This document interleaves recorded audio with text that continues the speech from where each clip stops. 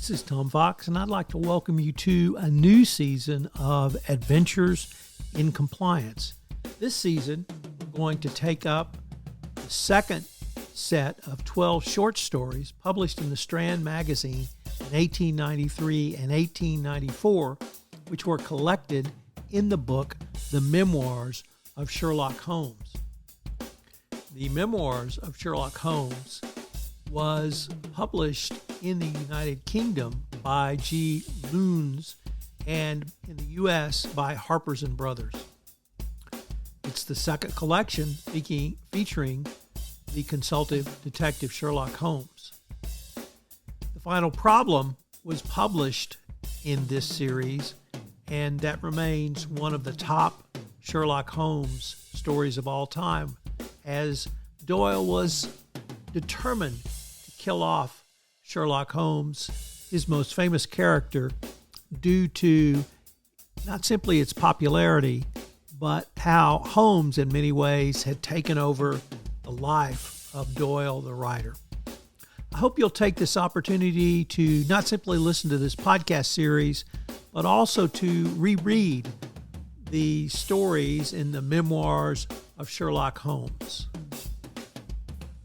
In this episode, we take up the adventures of the Reigate Squires, which appeared in June 1893 in the Strand Magazine. We're going to follow it with some ethical lessons, and I know you'll enjoy this episode of Adventures in Compliance. Today we take up the penultimate story in the Memoir of Sherlock Holmes, The Adventure of the Naval Treaty, which was so long it was spread over 2 consecutive issues of the Strand Magazine, and highlights geopolitical risk every compliance professional needs to consider. Britain, in the Victorian era, frequently considered herself to be surrounded, if not by enemies, then at least by governmental, political, and commercial rivals, countries that strove to emulate Britain's military prowess and technological and business power, and would stop at nothing to achieve it.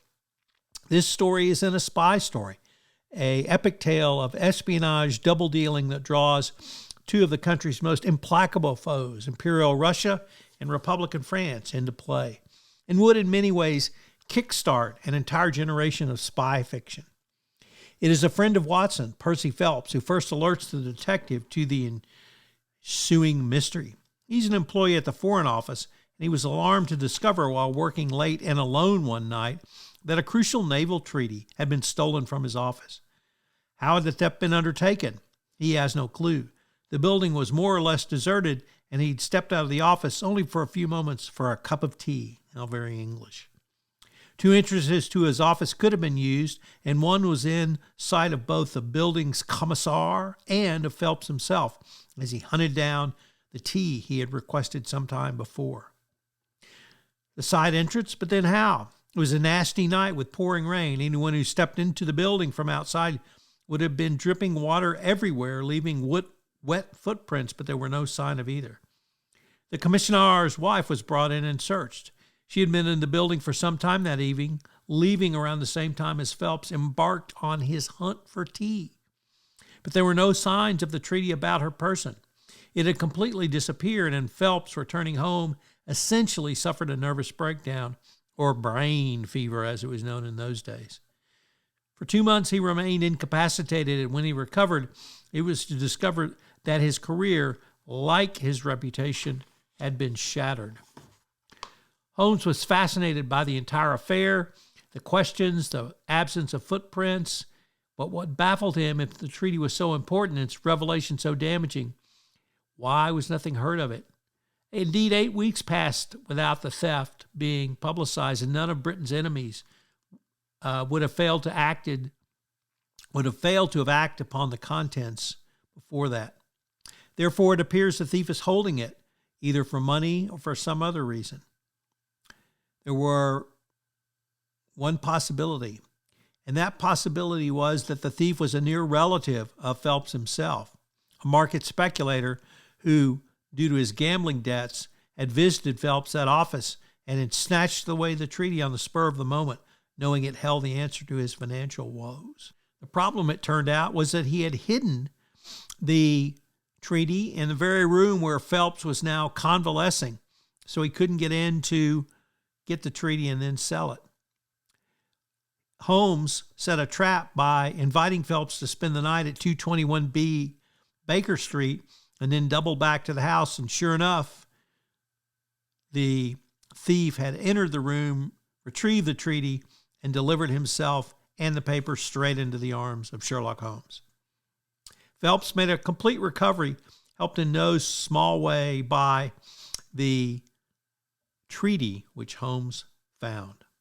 Phelps obviously is thrilled to see the treaty, jumps up with joy, and then essentially passes out in a chair, exhausted with his own emotions, and they had to pour brandy down his throat to keep him going.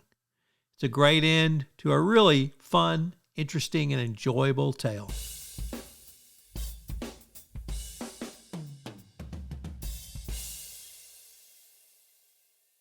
So what are some of the ethical lessons we can draw from the adventure of the Naval Treaty? Of course, it is a detective story or perhaps even a spy novel, but it contains several ethical lessons from both the plot and the characters. First, trust and responsibility. The story highlights the importance of trust and responsibility. The protagonist, other than Holmes, of course, Percy Phelps, is the naval officer who loses the treaty, feels a deep sense of responsibility for the document's safety. However, he has also demonstrated the trust in his fiancée sister, Annie Harrison, who believes him a trustworthy custodian of the treaty. The story illustrates the consequences of trust and the weight of responsibility. Next up, honesty and integrity. Throughout the story, honesty and integrity play a significant role. Holmes is called upon to solve the case because there is a suspicion of foul play. The characters are challenged to maintain their honesty and integrity in the face of personal and professional pressures. Next, loyalty and betrayal. The story explores the themes of loyalty and betrayal. Percy Phelps feels betrayed by someone he trusted, and the consequences of this betrayal are far-reaching. It serves as a reminder that loyalty is a valuable ethical trait, and betrayal can have serious consequences. Next, justice and fairness. Holmes is driven by a sense of justice to solve the case and recover the stolen treaty. This reflects the ethical principle of seeking fairness and justice in society. The story emphasizes that individuals should strive for justice and do what is right, even in challenging situations. Next, empathy and understanding. The characters in the story display empathy and understanding towards Percy Phelps, who is deeply affected by the loss of the treaty. Understanding the emotional impact of one's actions on others is an important ethical lesson. Next, secrecy and confidentiality. The Naval Treaty is a highly confidential and classified document. The story underscores the importance of maintaining secrecy and confidentiality. Today, we might call that data protection. Breaching trust in matters of national security can have grave consequences, and indeed, if you have a data breach, the government can significantly prosecute you. And finally, personal responsibility. Each character in the story must take personal responsibility for their actions and decisions. Whether it's Percy Phelps' trust in Annie Harrison, the actions of the thief, or Holmes' commitment to solving the case, personal responsibility is a recurring theme. Overall, the adventure of the Naval Treaty offers ethical lessons of trust, responsibility, honesty, integrity, loyalty, justice, empathy, understanding, secrecy, and personal responsibility. These lessons can be applied to various aspects of every compliance professional's professional career, decision-making, and serve as a valuable reminder of the underlying ethical principles that every compliance professional should follow. This is Tom Fox again. I hope you've enjoyed these first 11 stories from the Memoirs of Sherlock Holmes. We're going to take a short hiatus over the rest of the holiday season, but we'll be back in 2024, and we're going to take a deep dive into the final story from the Memoirs of Sherlock Holmes, The Final Solution. If you've enjoyed this episode, I hope you'll subscribe, rate, and review to Adventures in Compliance, wherever great podcasts are listened to, or perhaps even on YouTube. I also hope that you will take this opportunity to reread some of the great Conan Doyle short stories found in the collected works, The Memoirs of Sherlock Holmes.